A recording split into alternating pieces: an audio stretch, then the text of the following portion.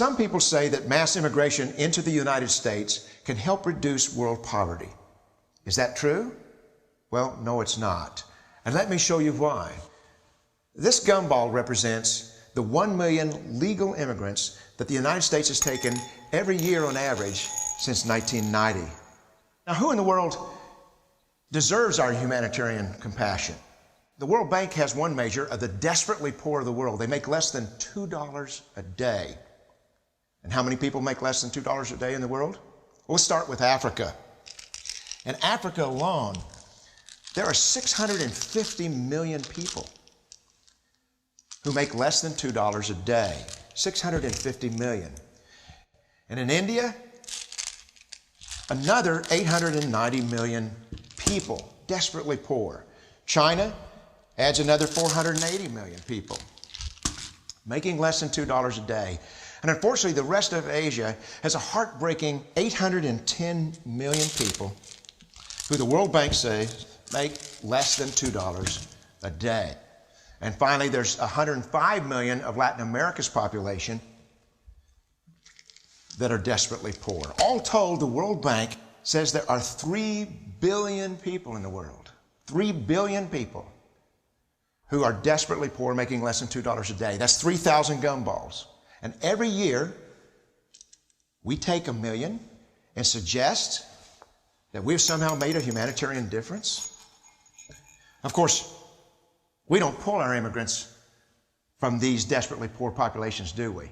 These people are too poor, too sick, too disconnected to make it here as immigrants. We tend to pull our immigrants out of the better off poor of the world. And Mexico tends to define the type of immigrant that we bring here because the plurality of people come from Mexico. And Mexico is poor. How many people in the world live in countries that have average incomes lower than that of Mexico?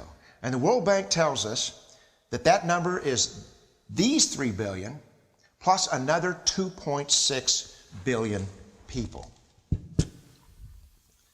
5.6 billion people in the world who live in countries with average incomes below that of Mexico. That's 5,600 gumballs. And so what is it that the elites are telling us? They're telling us that when we take this 1 million immigrants,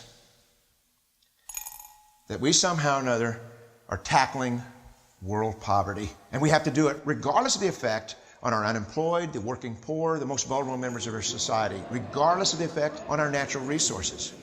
Even if we went by the most radical proposals in Washington, which are to actually double our immigration to 2 million a year,